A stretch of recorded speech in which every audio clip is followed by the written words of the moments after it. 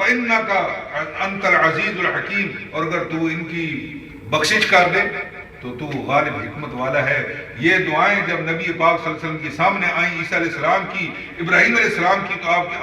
آنکھوں میں آنسو آ گئے کہ میری امت کا کیا بنے گا۔ اسی وقت فوراً جبرائیل علیہ السلام یہ آیت لے کر آ گئے، رب ذوالجلال کی طرف سے بشارت لے کر آ گئے، وَلَسَوْفَ يُعْطِيكَ رَبُّكَ فَتَرْضَىٰ، میرے محبوب ہم آپ کو راضی کریں گے۔ تو نبی پاک صلی اللہ علیہ وسلم کا چہرہ کھل اٹھا خوشی کے ساتھ، فرمایا کہ پھر میں بھی تب راضی ہوں گے جب میری امت بخشی جائے گی،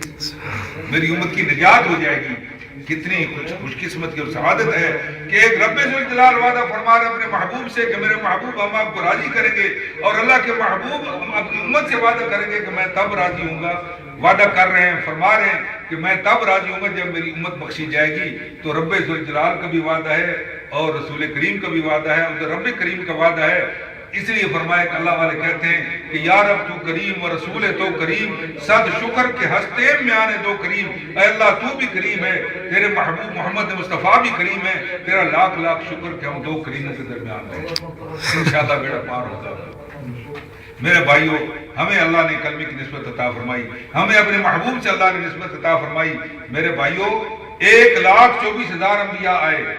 اور سب نے دعوت دی اللہ کی طرف، سب نے دعوت دی آخرت کی طرف، سب نے دعوت دی اچھے اعمال کی طرف، اور سب نے دوزخ سے بچنے کی تلقین کی، جنت کے حصول کی دعوت دی، لیکن کسی نبی نے یہ دعویٰ نہیں کیا کہ میں عینی شاہد ہوں۔ یہ مقام ہمارے مصطفیٰ کو ملا کہ انہوں نے جب اللہ کی طرف دعوت دی، فرمایا کہ میں عینی شاہد ہوں، رب ذوالجلال کو شب معراج میں دیکھ کر آیا ہوں، فرأیت النور العظم، میں عینی شاہد ہوں۔ اور اگر دوزخ سے بچنے کی ترغیب دی تو فرمایا میں عینی شاہد ہوں، شب معراج میں جہنم کے احوال دیکھ کر آیا ہوں۔ اور اگر جنت کے حصول کی ترغیب دی، فرمایا میں عینی شاہد ہوں، اپنی ان آنکھوں سے جنت کے مناظر، جنت کی وہ نعمتیں، وہ لہلاتے، وہ منظر، وہ میں دیکھ کر کے آیا ہوں۔ ہمارے نبی تو عینی شاہد ہے۔ اللہ کی کتنی بڑی سعادت ہے، کتنی بڑی نعمت ہے۔ میرے عزیزوں، میرے نوجوانوں، اور کوشش کریں اپنی اس نسبت کو اور زیادہ مضبوط کریں اپنے مصطفیٰ کے ساتھ، اپنے نبی کے ساتھ، اور نبی کے اخلاق سے مالا مال ہونے کی کوشش کریں۔ میرے عزیزوں، ہمارے نبی پاک صلی اللہ علیہ وسلم، اللہ اکبر، ان پر اللہ کا کلام آیا، قرآن آیا، اور ہمارا یہ ایمان ہے کہ ہمارے لیے 2 قرآن ہیں، ہمارے 2 قرآن ہیں، ایک قرآن کتابی صورت میں اور ایک قرآن عملی صورت میں۔ نبی پاک صلی اللہ علیہ وسلم کی ذات اقدس جو ہے یہ عملی صورت میں اللہ کا قرآن ہے، چلتا پھرتا قرآن ہے،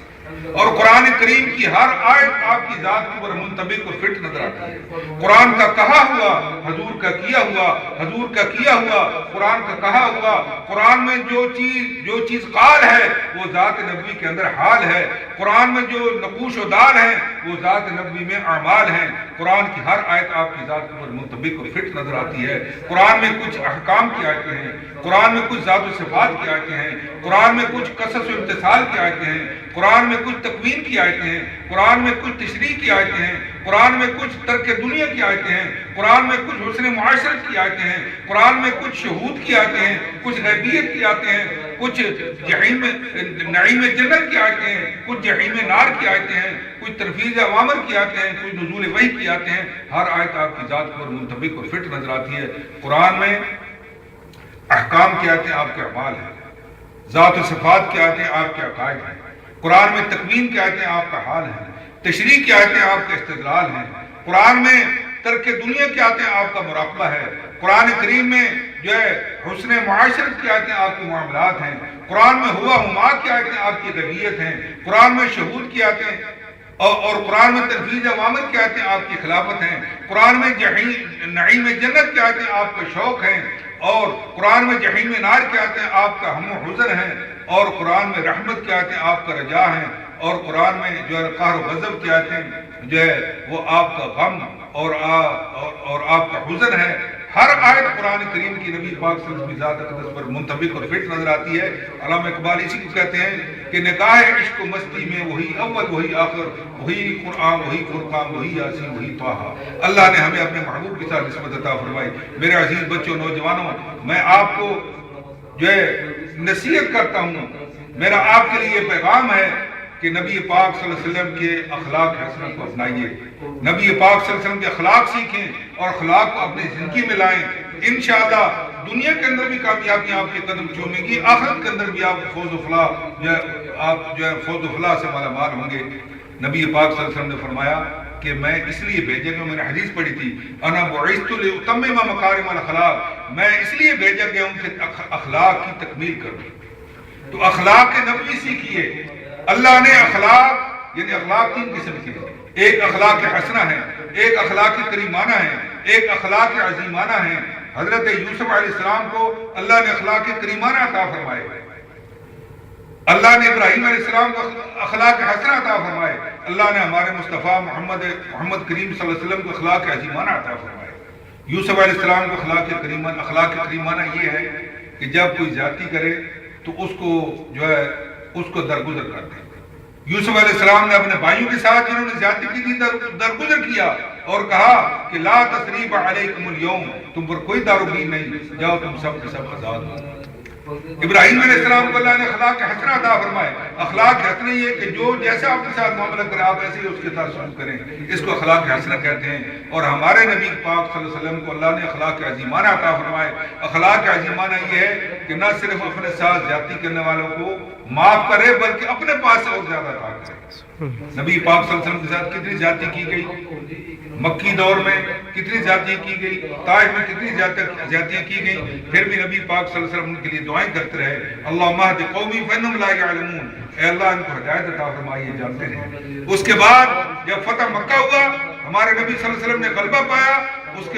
دن مشرکین اور کفار خوف زدہ تھے کہ آج ہم سے انتقام لیا جائے گا، آج جو ہمارے ساتھ جو ہے پتنی کیا سلوک ہونے والا ہے، لیکن نبی پاک صلی اللہ علیہ وسلم نے سب کو معاف کر دیا۔ فرمایا کہ جو بیت اللہ میں چلے جائے وہ بھی آزاد ہے، جو اپنے گھر کا دروازہ بند کر لے اس کے لیے بھی امن ہے، جو ابو سفیان کے گھر میں ہو جائے اس کے لیے بھی امن ہے۔ فرمایا میں تم سے آج وہی کہتا ہوں جو میرے بھائی یوسف علیہ السلام نے کہا تھا کہ لا تثریب علیکم اليوم، تم پر کوئی داروگیر نہیں، اذهبوا فانتم طلقاء، جاؤ تم سب کے سب آزاد ہو۔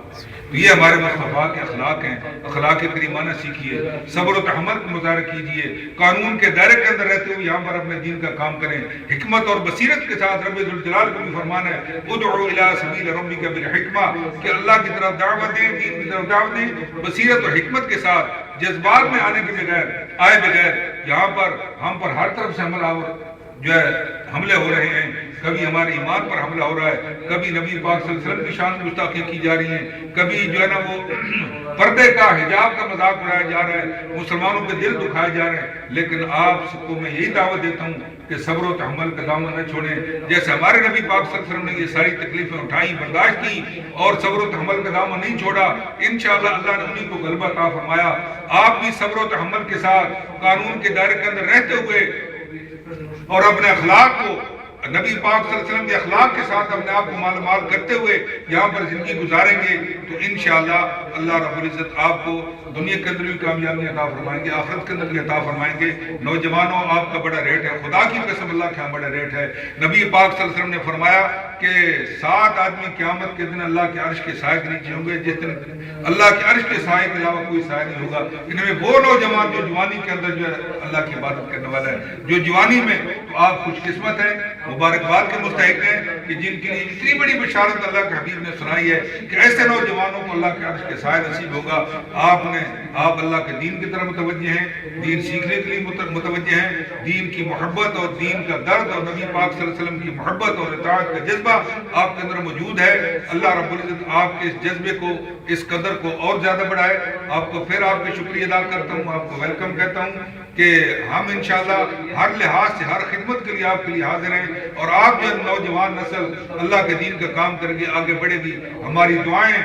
اور جو ہے نا ہماری جو ہے نا وہ تمام کی تمام توانائیاں آپ کے ساتھ حاصل ہیں، اور شب و روز آپ کے لیے دعائیں ہیں۔ اللہ رب العزت آپ کی عمر میں، مال میں، جان میں برکت نصیب فرمائے۔ وآخر دعوانا الحمدللہ رب العالمین۔ میں نہیں الفاظ پر اپنی بات کرتا ہوں۔